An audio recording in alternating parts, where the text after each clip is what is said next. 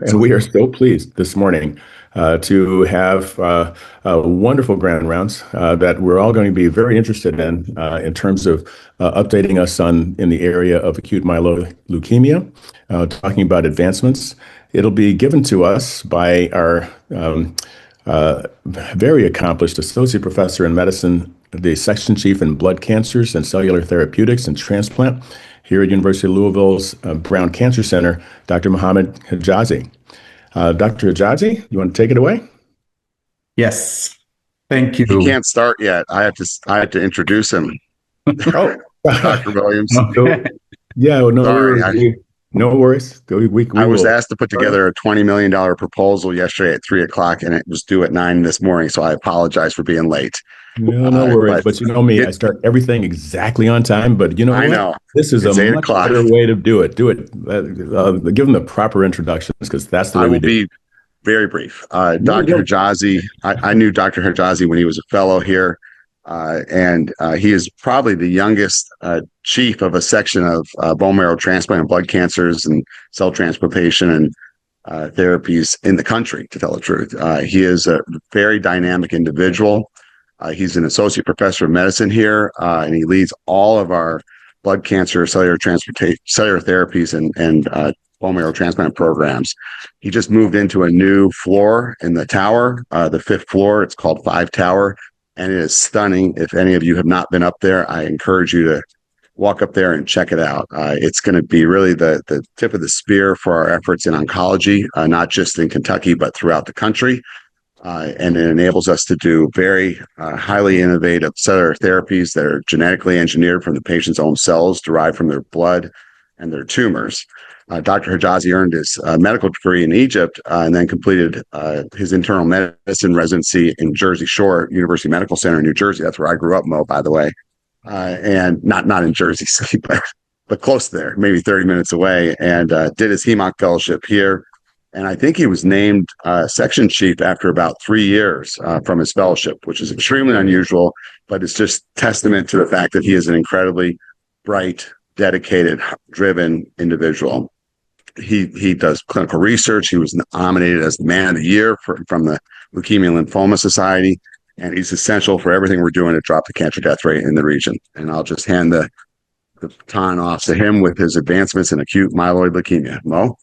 Thank you. Thank you, Dr. Chesney, and thanks, Dr. Williams, for the introductions.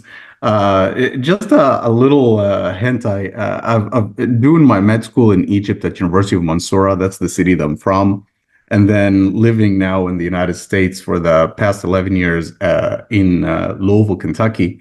Mansoura and Kentucky, both of them have their names related to a French king. So Mansoura means victorious, which the city had a different name for, thousands of years. But it changed to Mansoura, which means the victorious, after defeating the French Crusades and capturing King Louis IX about 1,000 years ago. And that's when the name changed to Mansoura. And then Louisville is also named after another king of the French Empire, Louis the 16th. So it's interesting that both of them are historically named after French kings. Just a little bit of a fun fact. So today, without any further delay, I'll talk about acute myeloid leukemia, a topic that I'm very always excited to see patients and treat with. I try to make my presentation educational for students, physicians in the medical field in general, and also my colleagues, the oncologists who deal with this on a more frequent basis. I'll try to explain as much as I can throughout, and forgive me if there is something that I mentioned that is taken for granted that is understood, and feel free to stop and interrupt me if need be. Let me just, all right, here's my disclosures. Objectives today, we're going to review some of the diagnostic criteria. Before that, I'm going to go over some of the epidemiology and how do we risk stratify. Then how do we diagnose, the treatment algorithms as we know it, and then I will go over a few abstracts from our American Society of Hematology 2025, which was held in December this past year in Orlando, Florida.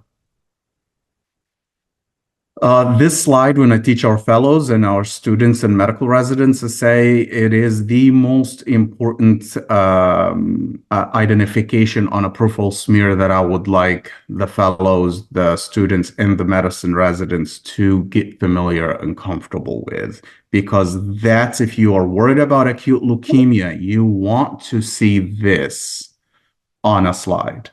Now, it might not be as abundant. It might not be as kind of in your face like that, but these are the blasts. Whether they are myeloid blasts or lymphoid blasts, it's very difficult to differentiate under a microscope, except if you see hour rods. And here is an hour rod. I don't know if you see my cursor here on the screen, but on the right-hand side, this is an hour rod in the middle cell. It's like a cylinder-looking granule in the cytoplasm of myeloid blasts. Now, outside of hour rods, it's very difficult to differentiate ALL from AML just based on the look of the blasts. All right. Now, here's statistics.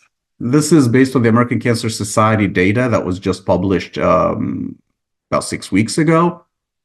We are expecting 22,000 cases in the United States and 11,000 deaths. The average age of diagnosis is 69 years old. I have to say, I've been giving this lecture since I was a fellow, and I update things based on the year to year.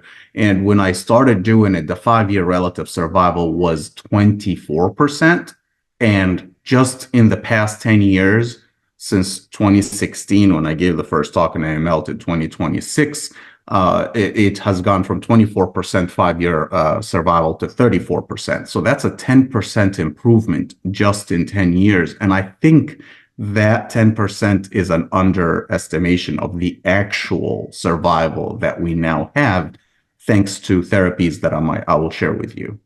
Unfortunately, 5-year survival, the older the patient is also worse. And this is usually a question that I bring up. What do you think is the 5-year survival rate for patients who are diagnosed older than 65? Mind you, the average age of survival is 69 years old. So a lot of our patients are in the older than 65 group. And unfortunately, the survival rate to 5 years is just about 10%. So it is a very deadly disease, very dynamic in its pathophysiology, and it needs quick attention and diving in. Now, clinical manifestations, though, it's bone marrow failure is the main picture. What does that mean? It means the bone marrow has lost the functions that it provides to our body, whether that's by becoming immune compromised and developing infections, or having symptoms of anemia or bleeding disorder, white blood cells, red blood cells, and platelets, as simple as that.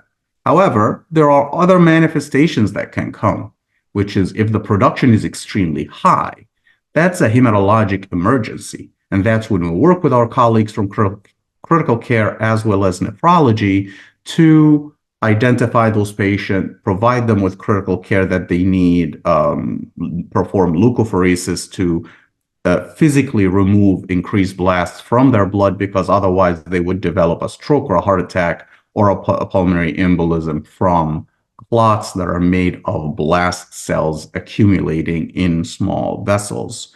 Gum hyperplasia is another feature. If the leukemia gets to skin and causes lesions, we call it leukemia cutis. And CNS involvement is something that we focus on if a patient has symptoms of such. Simple initial workup includes CBC with differential. Take a look at the peripheral smear, just like with the one that I showed you earlier. Told you about how do we, is there really a clear difference between AML and ALL just looking at a smear? Not necessarily. Tumor lysis is extremely important. Those cells are being manufactured in very high amounts. However, they are not the survival for those cells are not very well. So some of them are breaking very easily. So the patient can come even before starting treatment already having some signs of tumor lysis. So we need to monitor the tumor lysis panel with electrolytes as well as uric acid and correct and treat that as needed. Bone marrow biopsy and aspirate is an integral component of this workup that we usually perform. It is critical to check a DIC panel, specifically fibrinogen. Acute myeloid leukemia, not just acute promyelocytic leukemia, which is the most favorable of acute myeloid leukemia, which I'm not touching on today at all, but acute promyelocytic leukemia, as well as all other acute myeloid leukemia, can present with disseminated intravascular coagulopathy, or DIC, which it is important when you are an internal medicine doctor seeing a patient who might have acute leukemia to check INR, PTT, fibrinogen, because they can develop significant bleeding without having any significant thrombocytopenia because of this coagulopathy. And one of the first things that we ask any center around the state when they are sending us a patient with acute leukemia is, please check INR, PTT, and fibrinogen and give them cryoprecipitate to correct hypofibrinogenemia if that is present, because that in itself can be a life-saving intervention that if it's done timely before a patient develop any massive bleed like intracranial hemorrhage or any other bleed in the body. So that is critical. Now, just like we said in the manifestations, patient can come in with a picture of infection. So evaluating pulmonary infections or any other side of infection, as well as bleeding, we have to work these in parallel. So it is not just investigating the disease, but also any complication that the patient usually would come into our attention with. All right, jumping into a little bit of a completely different look. And the first section of our presentation right now is pretty much what I would want medical students and medicine residents to know, delving in a little deeper now, talking about a little bit of a deeper understanding. The landscape of acute myeloid leukemia and its risk stratification is significantly dependent on genomics and molecular markers. And you see here each one of those markers with decades of studying them. We have adjusted our understanding from favorable risk to intermediate risk to adverse risk. And the portions you're seeing here with each mutation is telling you how much of patients who would have this mutation might be in favorable risk, might be in intermediate risk, and might be in high risk. And why would the patient have a specific mutation that will have different implications in terms of risk? Because they don't come alone. They can have FLT3 as well as other mutations, NPM1 as well as other mutations, where the risk can change accordingly. So it is not a kind of mutational disease. You can have combined share of this. And I think this slide kind of tells you how complex is the diagnostic classification. Unfortunately, our pathology colleagues aren't helping us in this either. They're making it even more complicated. So in 2022, the leadership of the WHO changed. So kind of the more senior crowd were pushed out, and a younger crowd came into leadership. And they ended up, as the senior crowd left, they established their own international consensus, which is the ICC 2022, while the new leadership updated the WHO classification. And now us, the clinical folks, are left with two diagnostic classifications that are close to each other, but not necessarily exactly the same. And what that led to is that we have, for the first time, the diagnosis of acute leukemia for decades was reaching 20% myeloid blasts in the bone marrow or in the peripheral blood is enough to diagnose. Now, that is not the case. Even 10%, just 10% blast is enough to diagnose a patient with acute myeloid leukemia, granted that you need to have certain markers. It's not just 10% and done. It is, as you see, a very nuanced step-by-step questions. There are defining mutations. You see those in the left lower corner here of this slide. These are defining mutations, meaning you find 10% blast, you have any of these mutations, this patient has acute myeloid leukemia with recurrent genetic abnormality, full stop. You've reached your diagnosis. This is the name of the disease, AML with recurrent genetic mutation, and then between parentheses, you put whichever from these that defines it. And this is a work in progress.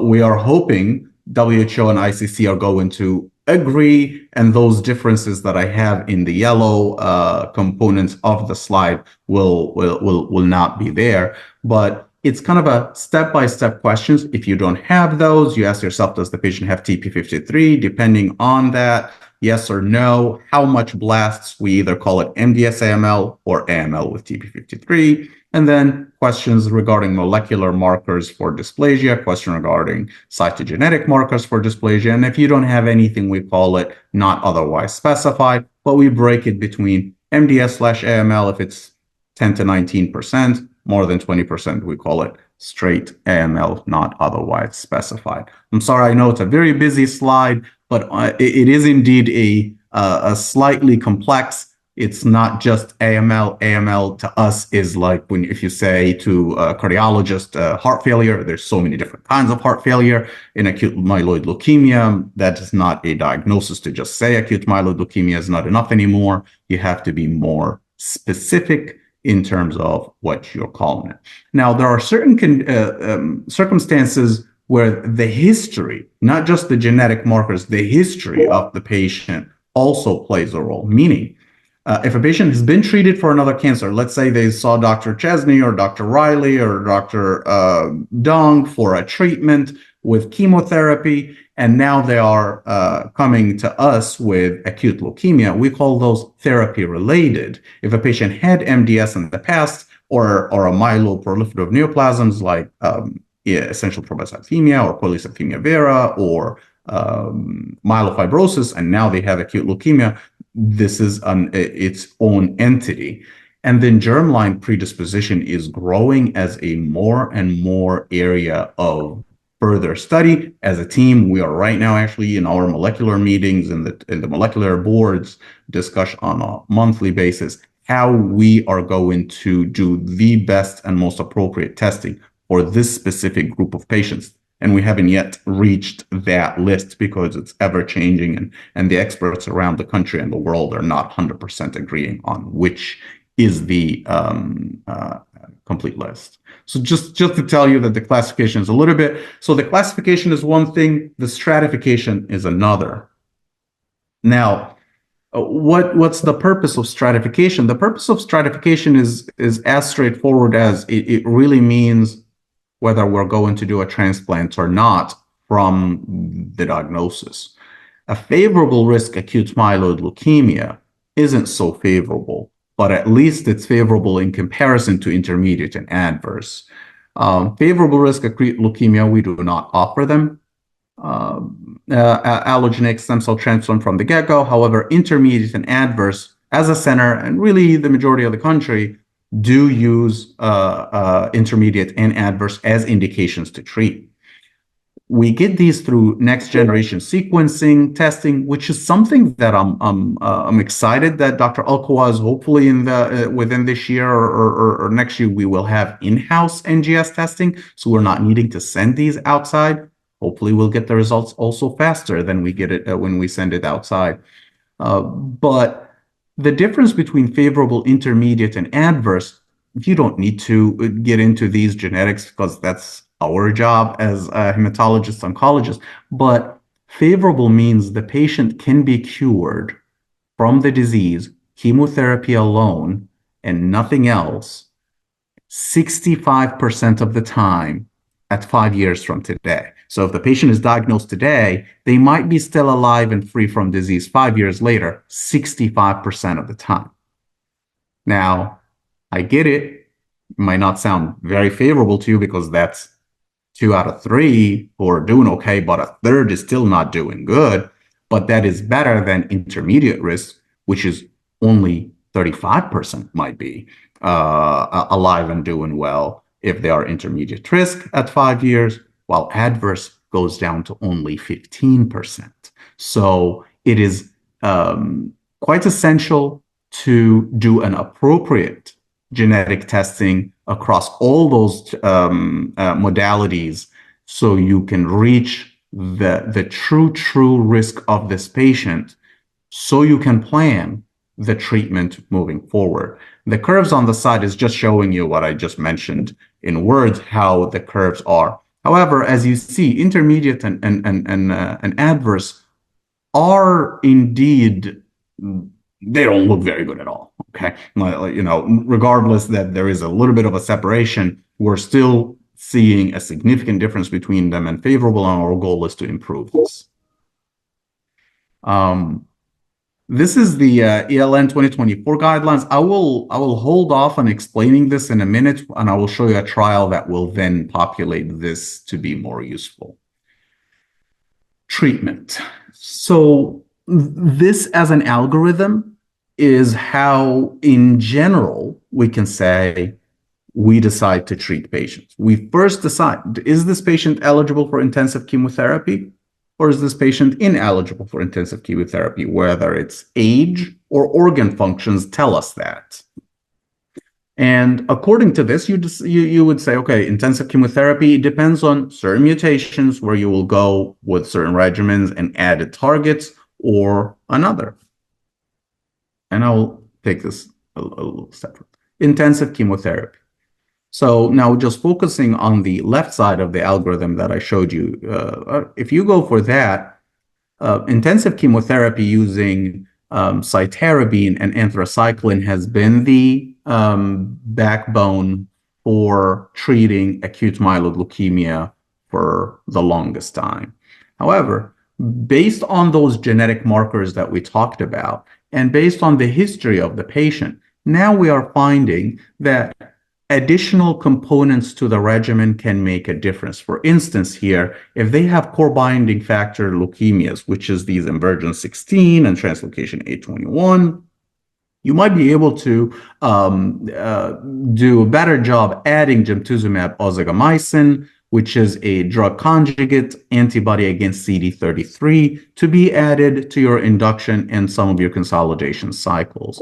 While on the other hand, if they have a FLT3 mutation, we have a target for that. It's a pill. You take it with the chemo.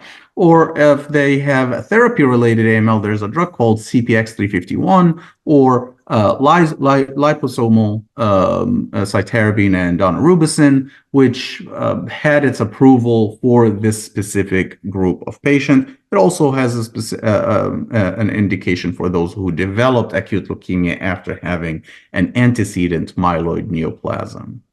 Now, if the patient doesn't have any target, then they are in this all others, and you might consider adding a target like an IDH1 and 2. These are clinical trials. These are not 100% yet approved in by the FDA here in the United States, and that's why it's kind of written in an italic font. So adding IDH1 or 2 inhibitor. But ultimately, if a patient is intermediate risk or high risk, the end goal here is stem cell transplant. Now, the most recent addition to frontline therapy for acute myeloid leukemia is a drug called quizartinib, which is a FLT3 inhibitor. FLT3 is a common mutation, happens in about 30% of patients. FLT3 ITD, to be exact, is the goal. Quantum First was a study that was carried on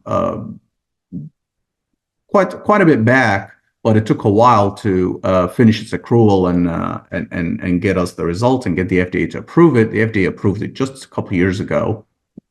And What we did here is we took all patients with acute myeloid leukemia who were positive for this mutation, and we gave them 7+3, which is the most common intensive induction chemotherapy we use, cytarabine and daunorubicin, or idarubicin, depending on the center's choice, and added to it quizartinib or placebo. And upon completion of the induction, as well as the consolidation, patient was either put on quizartinib maintenance versus placebo therapy. The primary endpoint was overall survival, but also secondary endpoints were important, as in event-free survival and complete response. Complete response in acute myeloid leukemia, because I'm going to repeat this word a few times, complete response means less than 5% myeloid blasts in the bone marrow at the end of your induction or consolidation. Whenever you're assessing the disease, you want to reach less than 5% blasts. That's a kind of the old and standard. We have grown significantly out of just looking for less than 5% now, looking for measurable residual disease or molecular residual disease, and making sure that we get to a much deeper level of control than just less than 5%. But that's one of the endpoints on the study. And here's the characteristics of the population. It's a well-balanced study between the two arms. It was studied globally, and it had patients around the world. And however, there was a little bit of a misrepresentation of African Americans or Blacks in this study, but there was quite a bit of presence of Asians and whites. And if you look at the other side of the slide is the complete response rate. You might not see a significant difference in terms of complete response between the two. However, the significant difference is the duration of that complete response, which is the last row on the right side table here. You'll see 38 months versus only 12 months in the placebo arm. And that's the significance.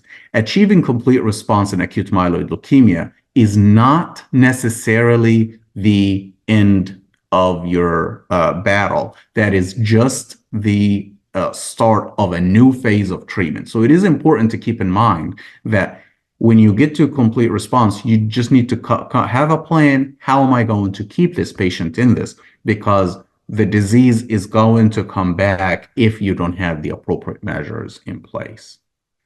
And this is the data in curves with the overall survival improvement of 31 months versus 15 months. And as you see, those who achieved CR and went to receive an allo transplant still had a better outcome compared to placebo.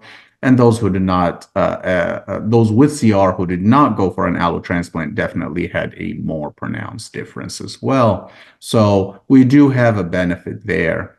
In terms of toxicities, FLT3 inhibitors, they combine with the intensive chemotherapy, but one of the things that we watch for with quizartinib is QT prolongation. So the patient had to come in and get EKGs done to monitor their heart and make sure that they are not having a significant prolongation of their QT interval.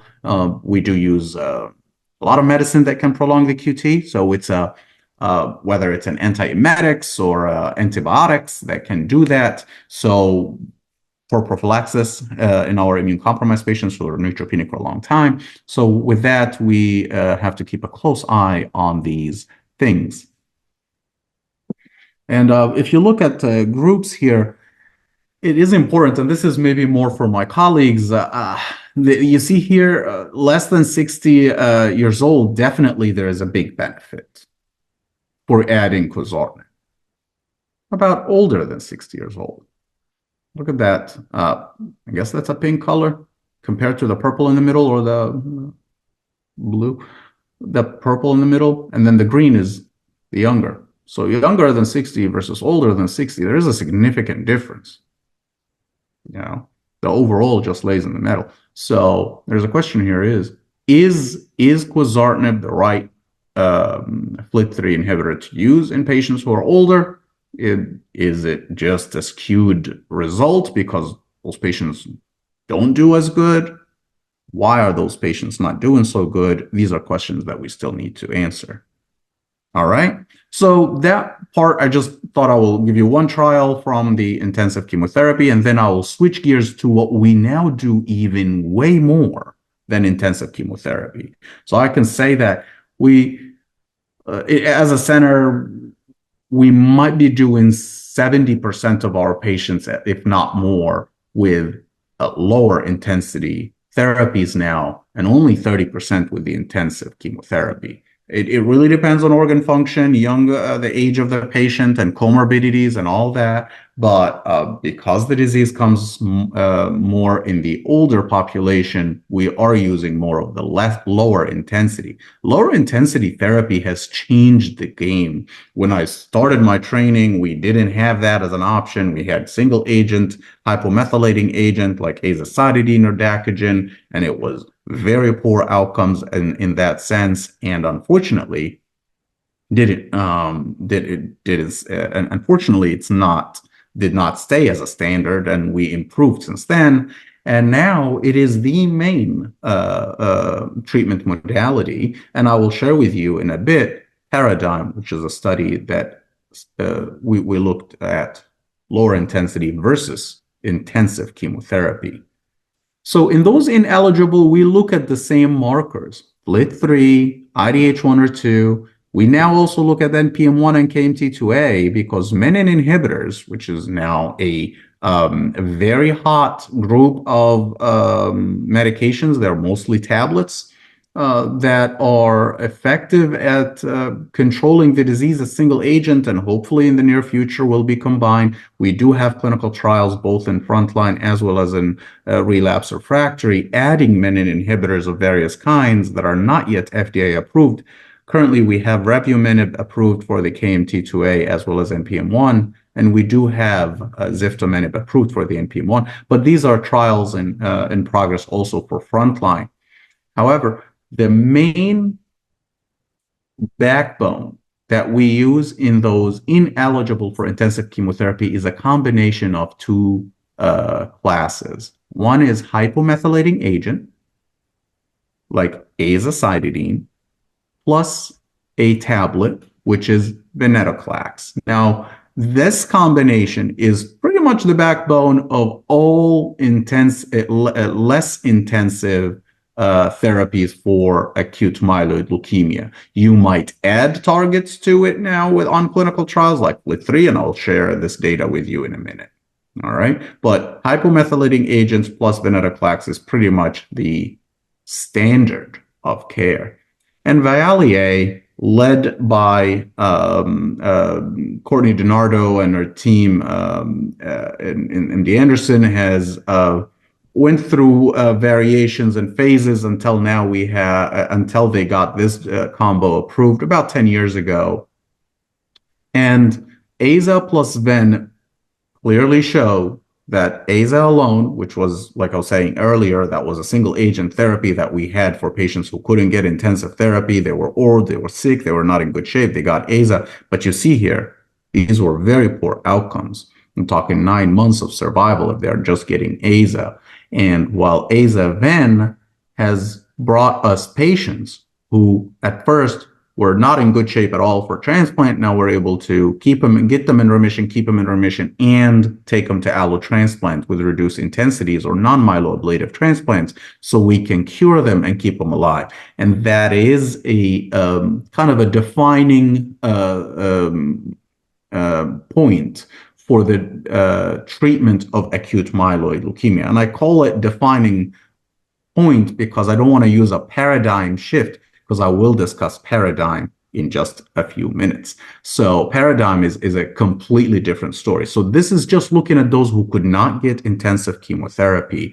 Giving them AZA-Ven is clearly superior to giving them AZA alone. And here is this data. You look at it at various models, and here these are two different prognostic risk stratifications, whether looking at 4 genes, looking at them if they are mutated or they are wild. I'm sorry if the font there got mixed up, versus Mayo Clinic response-based survival model, which looks at if they achieve CR, CRI early on, and which of these points they get. And depending on the number of points, you can risk stratifying low, intermediate, or high risk, and accordingly decide the urgency of allogeneic stem cell transplant. Having said that, these are all models that are in progress. Things can change with time.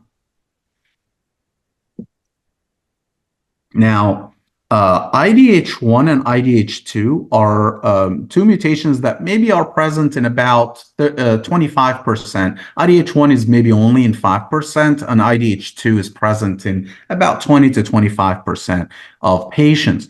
But you look here, yes, they both start with IDH. IDH is part of Krebs cycle that I'm sure you all remember very well and memorize. IDH1 and 2 outcomes are, though, very different.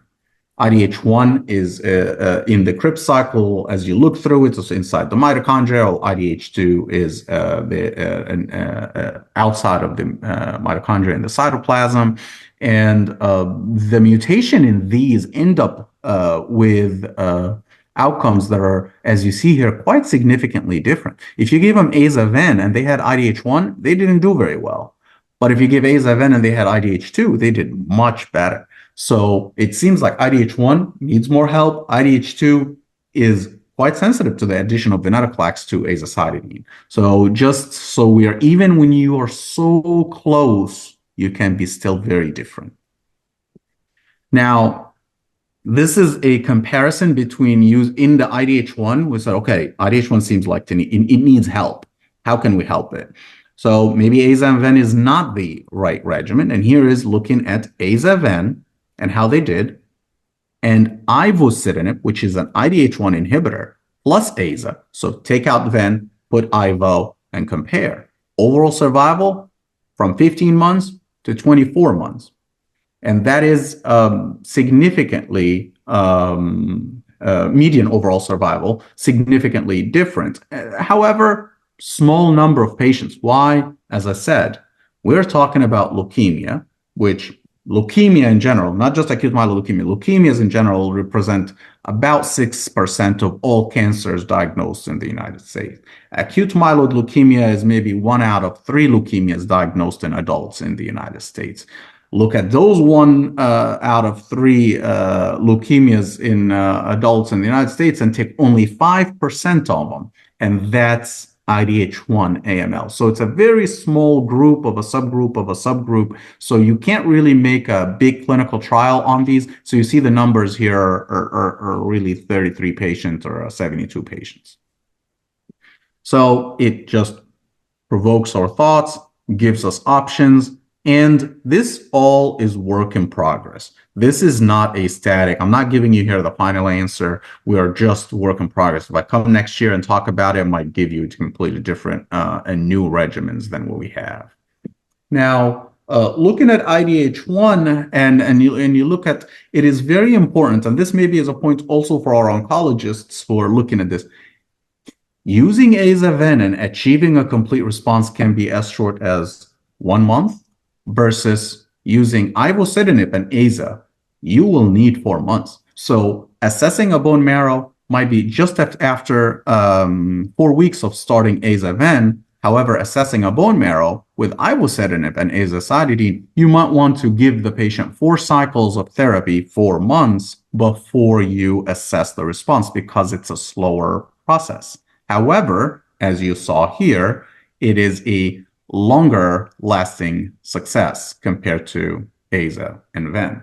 And when you look at the blue on the right side of this, it is definitely less toxic of a combination compared to aza and ven. So it gives you a better median overall survival, but it also gives you less toxicity. So it's win on both ends, safety and efficacy. And this is the reason why patients who might be treated with these therapies, you can risk stratify them looking at these markers, depending on the response or just depending on what companion mutations do they have. If a patient has NPM1 and doesn't have any of those other 4 mutations, FLT3, NRAS, KRAS, or TP53, they are favorable. But if they also have some of those germline mutations like DDX41, they are considered favorable. If they have any of those except for TP53, it's intermediate. TP53 is the grim reaper for acute myeloid leukemias in general in terms of outcomes, and that's why it sits in adverse risk by itself. All right. In the remaining, I'd say 10 minutes, I will do my best to go through these 4 abstracts to conclude. These are maybe when if I'm talking to my fellows, these are the most prominent results from the American Society of Hematology meeting in December that I would say that's what you should spend some time just reading to see where the field is going. We will start with paradigm. Thought I will share with you a little bit of what paradigm is. Paradigm is intensive chemotherapy, and I was thinking, what should I bring? So I thought maybe I'll put the Incredible Hulk, which is intensive chemotherapy versus a sophisticated attack, which is not very sophisticated. As you see, the target is quite blurry here. So, but at least, and that's in the sense of AZA venetoclax. So less intensive chemotherapy versus intensive chemotherapy. When the head of the principal investigator of this trial proposed this to the FDA, at first he was thinking he will go for patients who are 40 to 60 and say intensive chemotherapy versus AZA and ven. The FDA told him, why 40 to 60? Why not just over 18? He said, well, if you're okay with it, I'm more than okay with it. That will increase my population. And the thought was, if we are giving less intensive chemotherapy and we are achieving overall response rates that are quite high, why don't we just compare it head to head with intensive chemotherapy? As we said, we've been doing 7+3 for the past 35 years, while AZA-VEN just came in the past 10 years. Assessing them is not essentially the same. There was added steps here in assessment. As you see, we do an end of induction bone marrow biopsy around 4 weeks of intensive chemotherapy, but we also needed to check a bone marrow biopsy around day 14 to make sure that they achieved ablation. While in the AZA-VEN, bone marrow biopsy had to happen within 21 to 31 days from the initiation. And if they achieve the response, they move ahead. So any patient who was diagnosed with acute myeloid leukemia and was eligible for intensive chemotherapy between 18 and older, they were put on except favorable risk leukemias. So there's some exceptions here that I'm going to take out. Favorable risk leukemias, that's not a small portion. And then FLT3-ITD singled out. Also BCR-ABL and mixed phenotype were taken out. So they took a few groups out so they can try to compare it. And because it's so fresh presented, I had to find these slides and presentations online. And this was from the plenary session from ASH this past winter. And you see the difference. The idea, when I first heard it, I was like, AZA and ven is going to be not inferior. That's what I thought. But what I was surprised to see that it wasn't just not inferior. It was superior. As you see here, the light blue color curve, they are doing even better than intensive chemotherapy. The patients are lasting longer in event-free survivals with such disease. And you see here the quality of life on the left. The patient's quality of life was much better in terms of these fact-related leukemia assessments or anxiety or depression and symptom burden in comparison to intensive chemotherapy. And also the adverse effects of these were less. So we have less side effects, better quality of life, and better outcome. I found this, it looks like it's from a game that my son plays on his electronics, but it actually breaks down the outcomes for you. This is paradigm results. The old guard in the sense of intensive chemotherapy versus the challenger, which is the lower intensity. Median event-free survival in intensive chemotherapy, 6.15 months versus 14 months in AZA-VEN. And there was zero mortality in 60 days versus with lower intensive chemotherapy versus 4.7%. So we had a clear winner here as aza-ven in this group of patients that were studied. Let's make sure that we did select out a good number. So it's less toxic, more effective, and much lower early mortality. So paradigm is done, and that's maybe the biggest study that I would say presented in this conference on acute myeloid leukemia. Number two is, now I talked to you about making changes to the regimens, making the less intensive therapy more sophisticated, having the target more clear, if I may. So this was a triplet all oral regimen study called SAVE. So first-line patients who were not eligible for intensive chemotherapy, they were giving revumenib, which is an oral menin inhibitor for patients who have KMT2A mutation or NPM1 mutation or NUP98. They are quite dependent on the menin pathway or the menin KMT2A pathway. So inhibiting that with menin ends up kind of breaking the cell cycle for these blasts, and the cell eventually differentiate and die. In addition, decitabine cedarusidine is an oral hypomethylating, and ven is venetoclax, a BCL2 inhibitor. Phase 2 data giving decitabine for 5 days, venetoclax for 14 days. That's important, 14 days. Revumenib continuous. They're looked at flow, MRD assessment, molecular residual or minimal residual disease presence, with flow, NGS, and PCR, depending on what you have as a marker, and then gave revumenib for a year after transplant for those who went to transplant.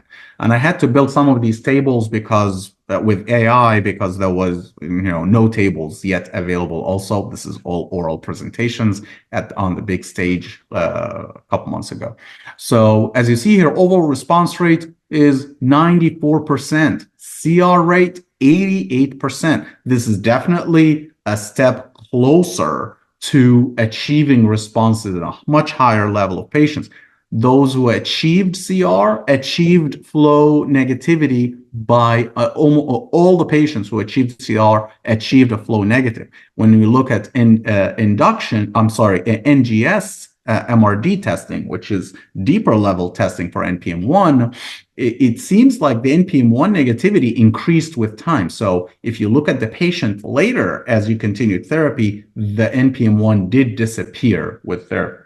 It is very important to point out that revumenib can cause QT prolongation, and also it can cause differentiation syndrome, similar to what you're maybe more familiar with, ATRA, the all-transretinoic acid, the vitamin A derivative that is used in treating acute promyelocytic leukemia and cause differentiation. This drug can also induce differentiation, so it's important to keep that in mind. QT prolongation and differentiation are the two hallmarks of toxicity. And then stem cell transplant was performed in almost a third of those patients. Half of them were KMT2A, and that's because KMT2A is a poor risk mutation. And patients went on to clear their FLT3 and NPM1 on because I'm running out of time, I'll move on to COMET-007. So again, we are still on the menin path, but with a different drug. Ziftomenib is another menin mixed with aza and ven, the challenger that just won in paradigm. Now we're adding ziftomenib to it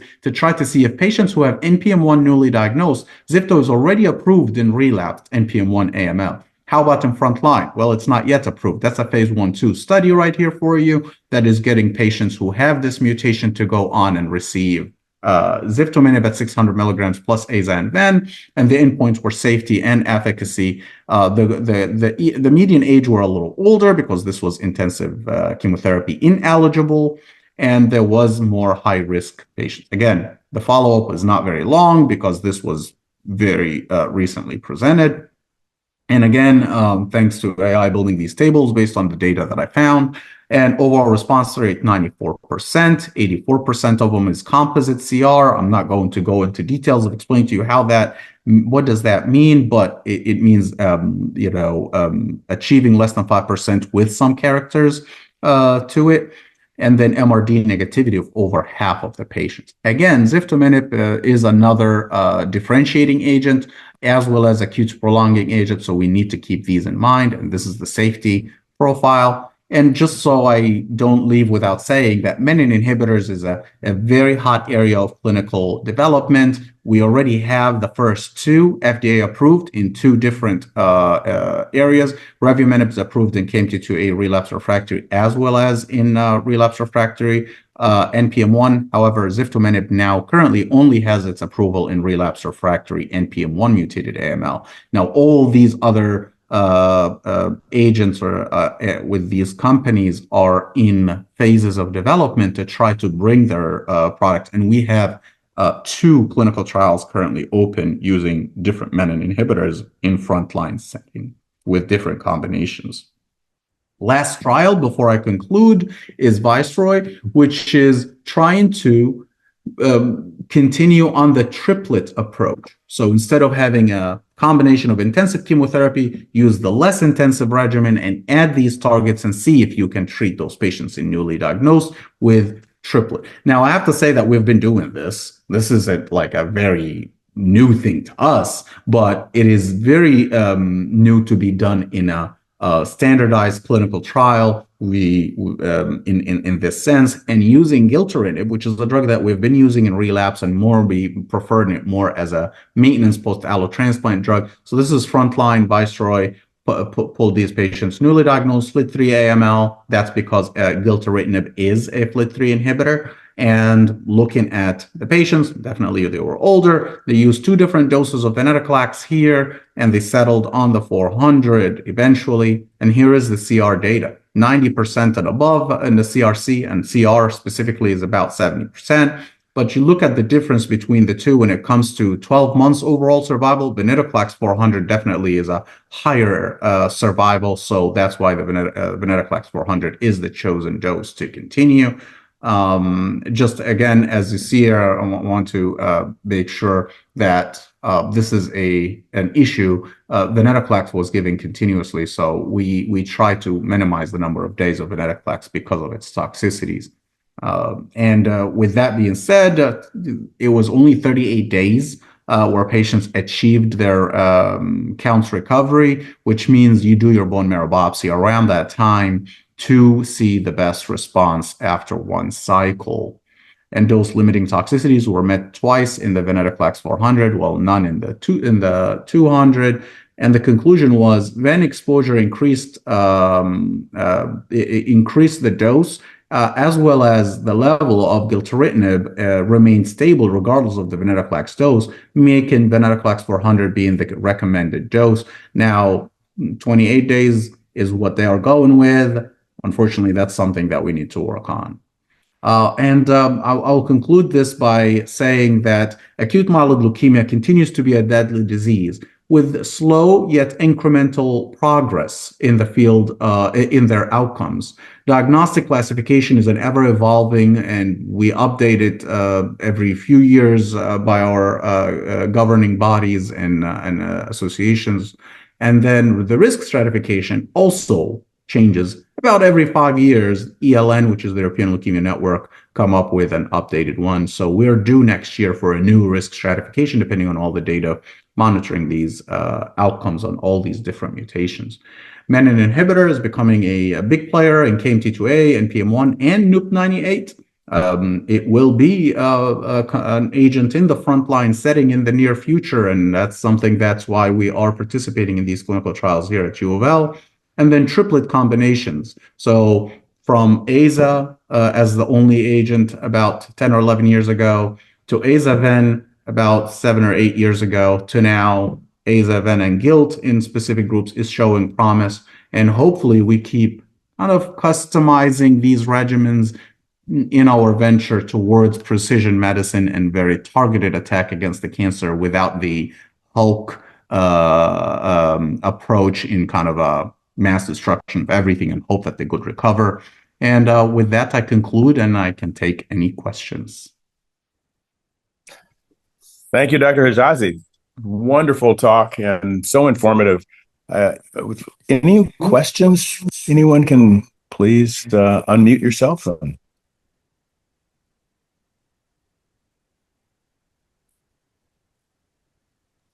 There you are. There we go. Yes, if anyone has a question for Dr. Hegazi, feel free to unmute and ask, or if you want to post it in the chat area, you can add it there too.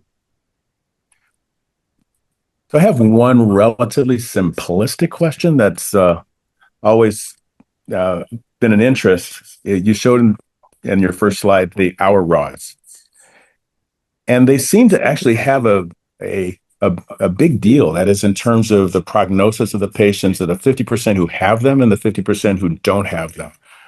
Do you use that as sort of a risk stratifier to try to help determine what therapy you're going to use? So our rods is present in acute myeloid leukemia in general. They are more in the acute myeloid leukemias that are more granular inside the cell. So that's part of the granules that it's developing inside the myeloid blasts. We truly look at the genetics rather than the morphologics of the disease. Now, our pathologists, especially the experienced ones, are looking at them and able to even look at a slide of a bone marrow and tell you, I think this patient is going to be NPM1 mutation, or this patient might have an 821, or this patient might have a FLT3. But we still go back to next generation sequencing, FISH studies, karyotype, PCR to look for markers, because our rods just as a group is heterogeneous. They are not all in one. Acute promyelocytic leukemia, which I haven't commented on, is definitely the most successful outcome of acute leukemias at large, because 95% of them are alive and cured, and only 1 out of 10 might end up dealing with a relapse. That's not the case with acute myeloid leukemia at large. So, and acute promyelocytic leukemia comes with our rods for quite a bit of the patients.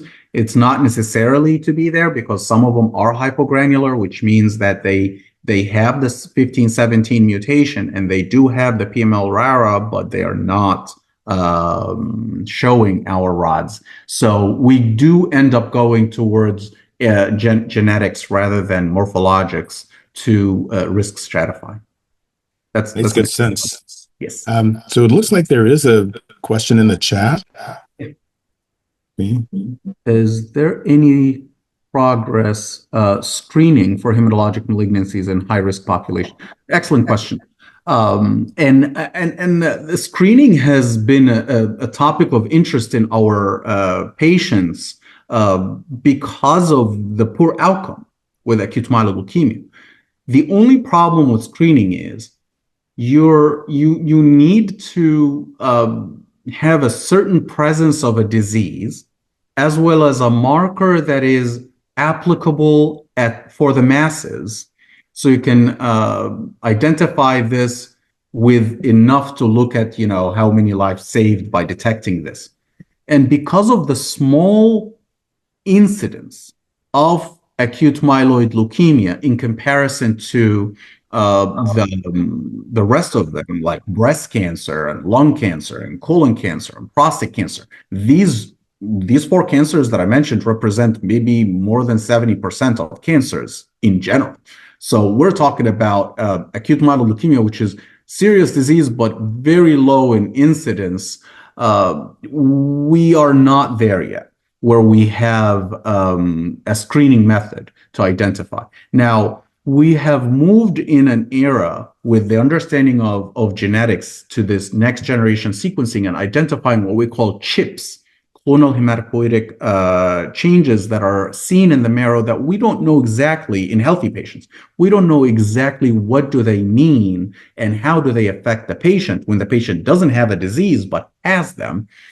Interestingly enough, that they found these chips, and as they were studying them for acute leukemia, they were finding that there are some of these chips that were more linked to developing cardiovascular disease or developing dementia, like DNMT3A, for instance. That's a mutation that was found when they were trying to screen the masses.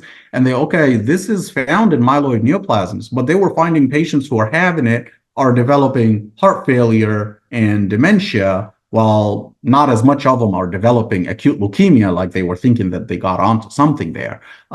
So despite the fact that we are identifying them, it's still a work in progress. We're not even close yet to being able to do that. Now, once whole genome sequencing is a standardized, not crazy expensive treatment modality, we might be able to identify the high-risk populations once a whole genome can be sequenced for a few $100s, right, rather than right now where it costs a significant amount of money.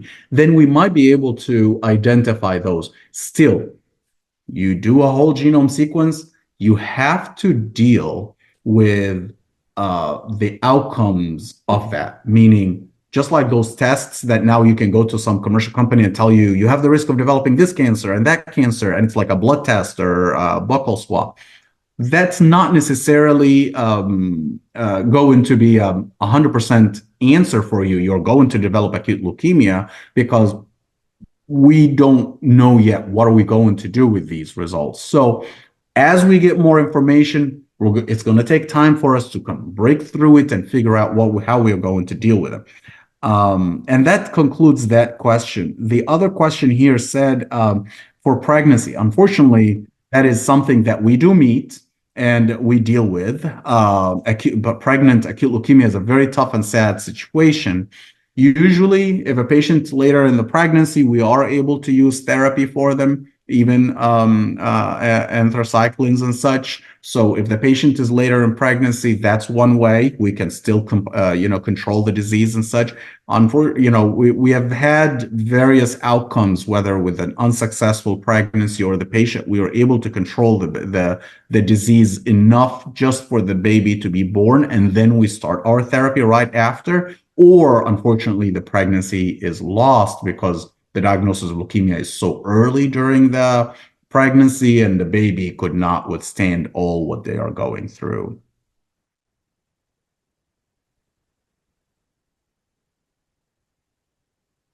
Did I answer the one last? There was one more. Yeah, there's one more there.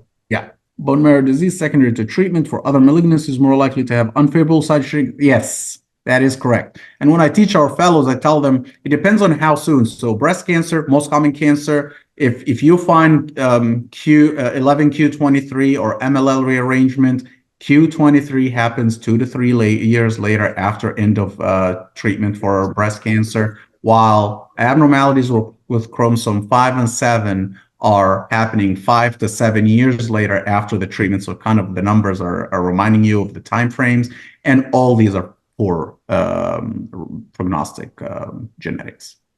Really appreciate that. Of course. So we are at the top of the hour. And so I really want to thank you for all of the insights that you've shared with us today and all the progress that you and the people in your field have made over the years. Really appreciate it, and saving lives with Brown Cancer Center. Thank you for having me. Thank you very much.